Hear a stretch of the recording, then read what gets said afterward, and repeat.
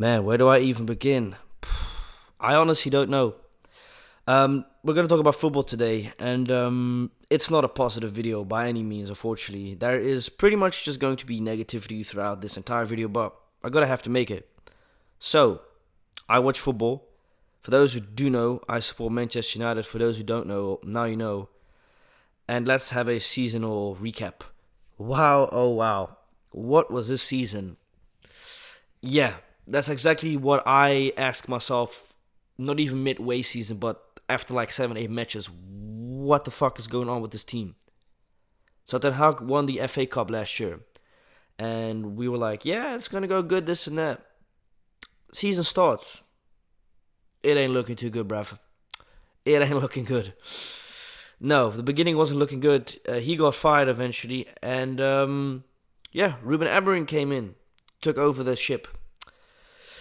Well, I can say a year later, absolutely horrible decisions that he's made as a coach, but mainly and dominantly the team.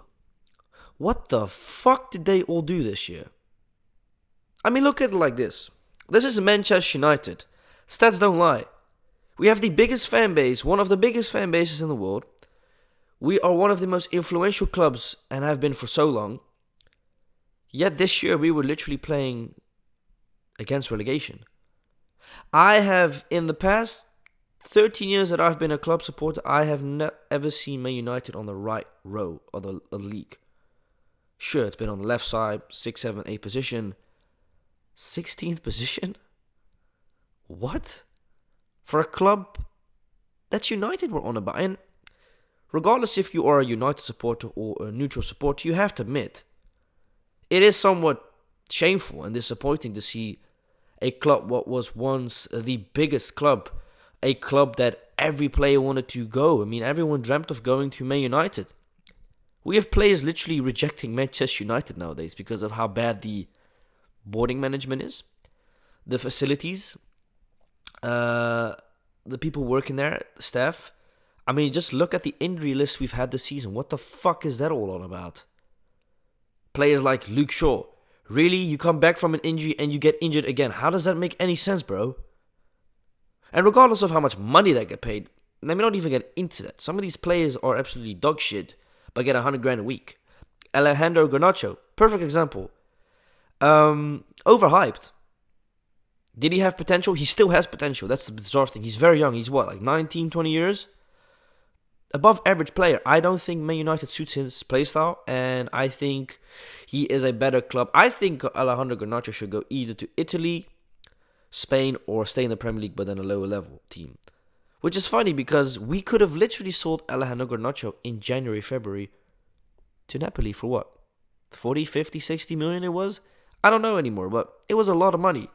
Now, let's not forget about the goalkeeper this season. I'm laughing out, but good lord. It really isn't funny, man. I'm laughing because it is so disgraceful. Andre Onana, arguably the worst player this season. One of the worst goalkeepers I've seen since Guzan, and he still plays. He's playing in the MLS. That fucker is like what? 38, 39? I remember when he used to play at Aston Villa. He was terrible. The same with Mignolet. How the fuck was he a goalkeeper for Liverpool? How was Karius a goalkeeper? But then Andre Onana comes. And the bizarre thing is, Onana was incredible for Ajax. He was incredible for Inter Milan in the Champions League and in the Serie A. But United, I think he's been at the club for 2 years and he's a fucking disaster. A disaster. I still say this till this day. We should have never gotten rid of David De Gea. I don't care about a goalkeeper that can play in the back. I don't care about that, man. I don't care about modern football. What I care about is a goalkeeper that knows how to stop the balls. And, well, unfortunately, Andre Onana is the exact opposite. He's good with his feet. That's pretty much about it. Can't catch a ball if it comes straight at him. Can't dive properly. His reaction time is, well, it's questionable. Makes you wonder if he's high on drugs or something, because sometimes he reacts a second and a half, 2 seconds super late. And just his overall playing has been horrible. And I am a true firm believer that Andre Onana should get sold this season. Before we even start the season. Because pre-season is about to come. And the transfer market is about to open up. Here's the thing. United have no money to spend. United are in massive debt. They are hundreds and millions of pounds in debt. In order to regain some of that debt, they have to sell players. Now, players that I think should get sold. Garnacho. Luke Shaw. Onana. Keep Maguire. Keep De Ligt. Keep Mazraoui. Keep Casemiro. Keep Fernandes, obviously. Keep Diallo. The rest, well, Menu as well, keep him. Well, the rest, and Dorgu obviously, keep him, and Jorge Leno. With the rest, get him the fuck out of the club. What are they doing there? Now, I must also mention, we've had some players loaned out. Anthony, I have to say, I am super happy for him, because he was a disaster at United, and he's playing fantastic at Robert Tees. I hope that he can stay at that club, that United actually give him a chance and sell him. Because he's playing fantastic in Spain and I'm very, very happy for him. Marcus Rashford had a really nice season at Aston Villa as a loan player, halfway. I'm super happy for him. Jadon Sancho, on the other hand, well, he's a fucking disaster. Yeah, Jadon Sancho, sell him. I cannot believe we bought him for 100 million at the time. What, 3 years ago or something? I remember we bought him at the time. We got Ronaldo as well. And at that time, I was like, holy crap, we've got Pogba, we've got Ronaldo, we've got Sancho. Oh, it didn't work out. Nope, that team didn't work out. Afterwards, it didn't work out. And for some reason, it just didn't work out this season. And look, bad matches are something you can't do anything about it. Because, hey, the best of the best win. But what very much disappointed me as a football supporter is the lack of ambition. Look, I can accept if there's a 3-0 loss, right? But when individual players don't show passion, don't show lust that they want to work for the ball, it very much angers me. And this isn't just a season, it's been that for a couple of years. We bring in players in the club, they get super intensely hyped. And I have to also mention, right, the price tag elevates a lot to this as well.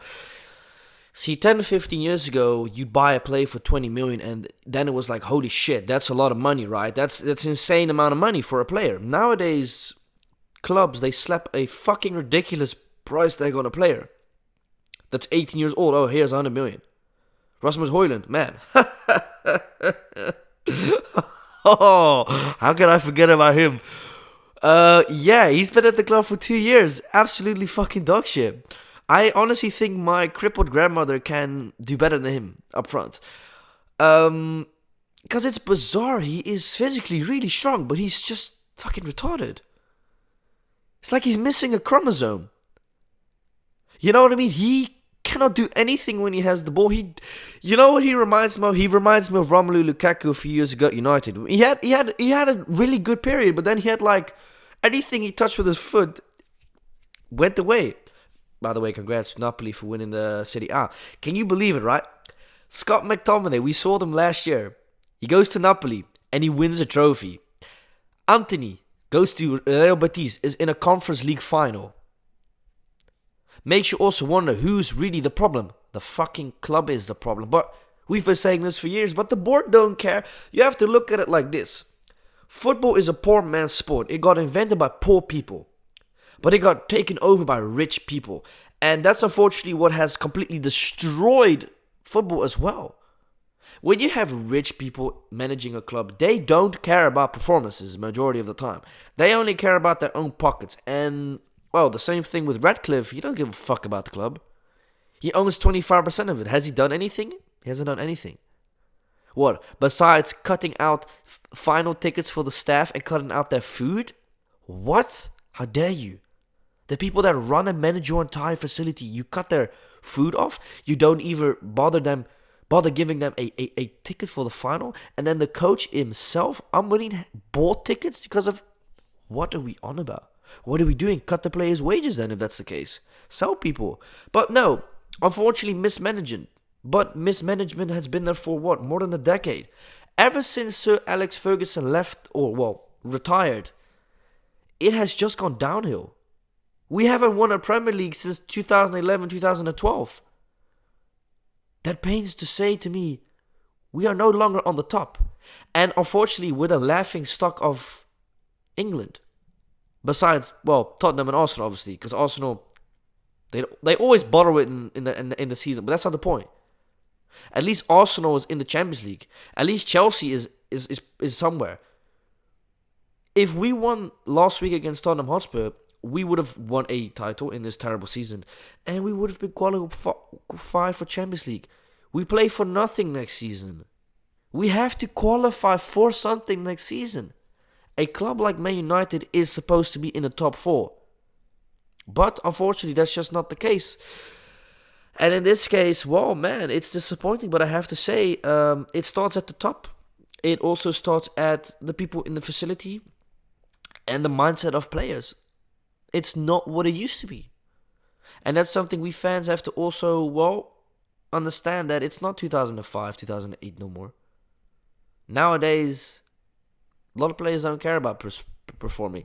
Because, the same idiots that say, oh, we have to do better, are the same ones performing terrible. Or what I hate the most about United is when we lose a game, we have all these stupid sentimental posts after the game. Like, yeah, that makes a real fucking big difference after you've been beaten 4-5-0. Yeah, great to know that, man. I'm so great to know that you are disappointed yet again. Sorry, FC. So, what do I think is the best? Look, give Ruben Amorim, give him a half year. If anything doesn't change within that half year, I've got to be honest, I don't know who's going to do it. And I keep on saying it, there's no point in changing the coaches every time because, again, it starts at the top. As long as we don't get rid of the owners, it's all going to stay the same forever. But how do you tell someone that owns something to just quit? It doesn't work like that. Unfortunately, it doesn't. So we're going to have to see for next season. I have no hopes for next season, man. I've, at this point, just kind of given up. Because every season is just a disappointment. It is. A club as United are the laughing stock of England. And I mean, that should tell you enough, really. It should tell you enough when you lose against relegated teams. What are we on about? But yeah, let me know what you think of it. And again, it's tough times. It's not easy. I mean, look at Tottenham Hotspur this season. Terrible. But hey, their compensation was they won a Europa League final and they're in the Champions League. When they are, nearly near relegation. Like us. Still better season than us. But anyways, I hope you guys sort of enjoyed this video. And I will see you in the next one. Adios.